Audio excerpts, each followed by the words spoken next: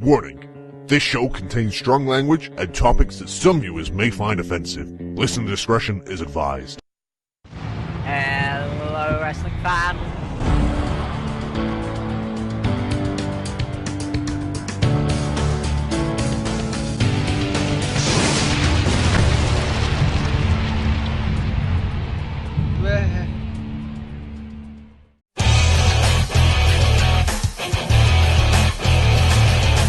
Hello, wrestling fans, and welcome. Apparently, I look up when I say hello. I am Andy Quan, and with me as always, wherever the hell he is, maybe he's on that side, is Liam Dunn. So Sting was at Raw, and I have been waiting 2 days, 3 days, whenever you're watching this, to rant about this entire situation. So if you don't know, spoiler alert, in case for some reason you're watching this and you don't follow wrestling or have just got into it and you haven't caught up with the latest episodes. So Seth Rollins retained the title, the WWE title, and won the US title. And then on Raw, he came out and he was supposed to have a statue of himself for some reason. And instead of the statue was Sting, because Sting can teleport now. I don't know if you knew that. Did you know that, Andy? No, I did not. No, he can teleport now. And the man who has not even won a single match in WWE, bearing in mind he's had one match, which he has not won, is now challenging for the world title. You know what's going to be great? Is when Sting loses, he will never win a match in WWE. And he'll probably just retire. And then, no, he'll face The Undertaker and then retire. And then Undertaker will win. So he'll go his whole run without winning a match in WWE. What was the point? You could have just stayed in TNA. You could have just won the world title 500 more times. You know, I feel as if Sting's going to have, like, a reverse Undertaker streak. So instead of being 21 wins and 1 loss, it'll be 21 losses and 1 win. At some point, he'll beat Brock Lesnar. Just for the sheer irony. I just don't see the point in Sting at this point. I don't. It was a novelty when he first came, right? Because it was something that I don't think anyone really thought would happen. And he was at WrestleMania. And okay, it wasn't quite the match I think Sting should have had. I still feel that if he wasn't going to go up against Taker, he should have done it against Seth Rollins. Someone who needed that sort of next level status. If he was going to face Triple H, I was so certain he was going to get the win. He didn't even get that. So I don't even get the point of him even being there when he didn't even beat Triple H.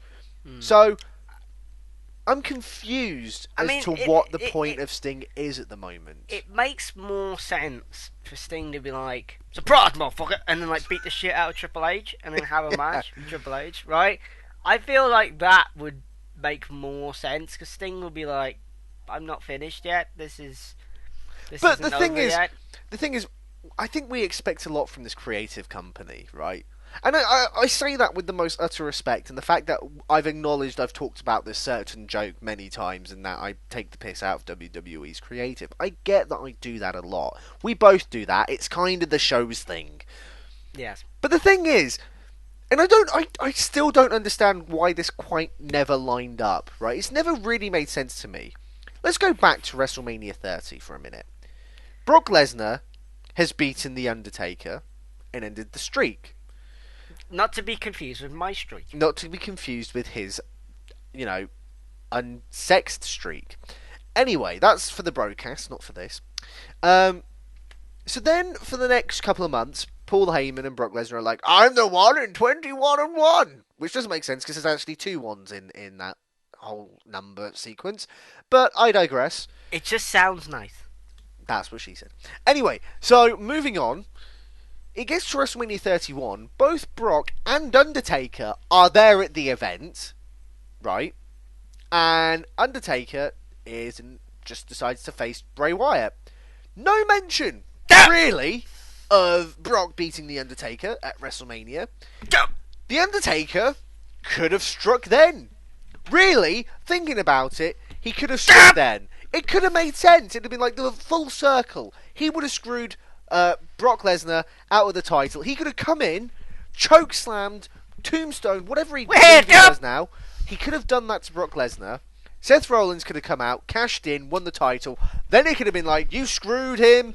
You put him on the mat, and Seth picked up the pieces. We want Seth. So that's your feud for the next couple of months, and then Taker could have been like, at SummerSlam, rest in peace. But that's what could have made more sense.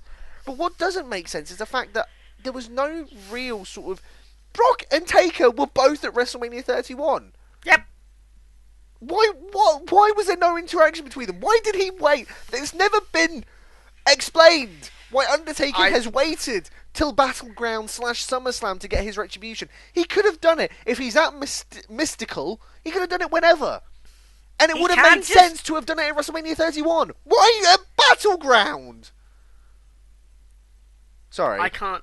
I have no words. I can't. I don't think even creative have words for what has happened here. It's just stupid. Like, if the purpose of staying is what I pray to God it is to put Seth Rollins over, fine. But there's no point even doing any of this because you know Sting won't. I hope he won't win the belt. But if he wins the belt, there's going to be. I think there'll be a riot because the guy. It doesn't make sense, right? Okay, so. I understand the fact that WWE can't put in like an internal logic of their, ranking system. I get that because it stunts them creatively, right? I completely get it. And even companies that have ranking systems like UFC don't really even follow them. Like Conor McGregor, for instance, was number 3 contender, but he got like a chance to be interim champion. How the fuck does that make sense? So I get that you can't have an internal system of rankings. I get it, especially in UFC is a slightly different matter because this is a story thing, and you need to use the characters that you have. Yeah. I completely get that. What I don't get is that Heath Slater's had more wins in WWE than fucking Sting has. If Heath Slater had the power to teleport and just showed up, surprise, motherfucker, are you telling me? Surprise! I'm a 3-man band. I'm a 1-man band. Are you telling me Triple H would be like, Heath gets the title shot? Is that the logic that we're going with now? Right, can you imagine if the fucking the blanket or whatever it was like over Heath Slater and you didn't know it was, and it was like, and Seth, I'm the game match, and here is your statue, and then like pulls the thing off, and it's just Heath Slater, and he goes, I'm a 1-man band, and then just fucking beats the shit out of Triple H, and then just stands there like doing air guitar, like, and then it's like picks up a title and just starts playing the guitar with it. I'm not gonna lie, I'd mark out for that. That would be amazing. That'd be fucking great. That'd be an instant push. That's what you need. Not give it to Sting. Fuck's sake, man. He's like 800 years old at this point. At least Heath Slater's probably in his late 20s, early 30s. Fuck's sake. I'm not gonna lie. I think I'd dig that more than that Sting. would make more logical sense. And I know that people would probably say, "Oh well, Sting was a champion in WCW. Sting was a champion in TNA." Yeah, WWE, TNA's not canon in WWE's world, right? So TNA's not even canon in wrestling. Exactly. So that's irrelevant for a start. WCW ended 14 years ago. Okay, 14 years ago, I was 11. It was a much different world. I still play Pokemon actually, but it was a very different world. Okay, Sting had fucking long hair and thought he was the Crow. Okay. Right. Oh, that's what we're gonna have a return of. Right.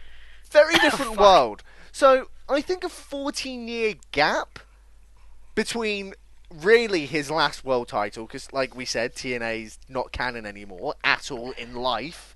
Right? Yeah. I can't even tell you when Sting was WCW champion. 2000 and Brilliant. I don't know either. So sometimes, at least at the latest, 2001. I don't even think then, because I think Booker T was the champion. So 2000. No. Booker won it from Steiner. Steiner won it from. Okay, look. In 2000, there were like 13 different champions. I could be here all my life. Brilliant. Trying to figure out what the fuck happened. So, it could have been 15 years, 16 years since Sting's last real world title. The fucking That's a longer period of time between when The Rock last won it and when he won it again. Right? That just blows my mind. When The Rock came back, he looked like he was in better shape than he was when he left. Yeah, that's true. Sting, and he had 2 wins under his belt, at least. Yeah, Sting also, for the last 10 years has wrestled in a t-shirt and looks really old. And he thought he was a Joker at one point. There was that we don't story. talk about that. Yeah, that happened. Yeah, that happened.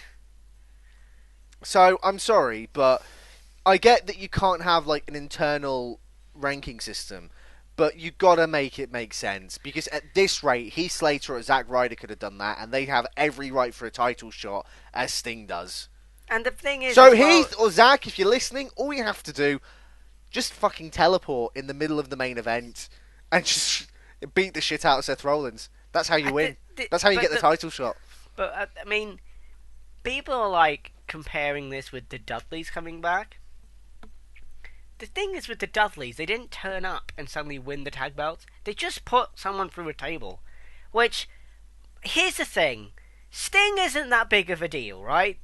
More people on my Facebook who are like non-wrestling fans who used to watch it back in the day were talking about and posting the fucking video from Raw with the Dudleys putting Xavier Woods through a table, or whoever it was. I don't know. It was Xavier Woods. Who I don't think I've ever seen actually wrestle, but okay. But he's great. He's fucking amazing. The point is that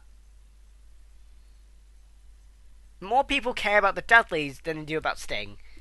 And the other thing is, as well, is that the tag team titles do not mean the same thing as the world title. As much as people may want it to, it doesn't. And the other thing, the second thing, Triple H didn't go on to WWE.com or the app or whatever, or the network or whatever they fucking do anymore, tout, whatever happened to that shit, right? He didn't go on there and go, the Dudleys get the title, brother. No, I'm not Hulk Hogan, I'm Triple H. I'm the gamer. The title. There you go, that's it, that's the one. But with that awful impression, awful impression, we should probably start wrapping this up very quickly because we're running out of time. NXT, welcome back. Anyway, so yeah, Sting sucks. So I've been Andy Quam, and I am Liam Dunn.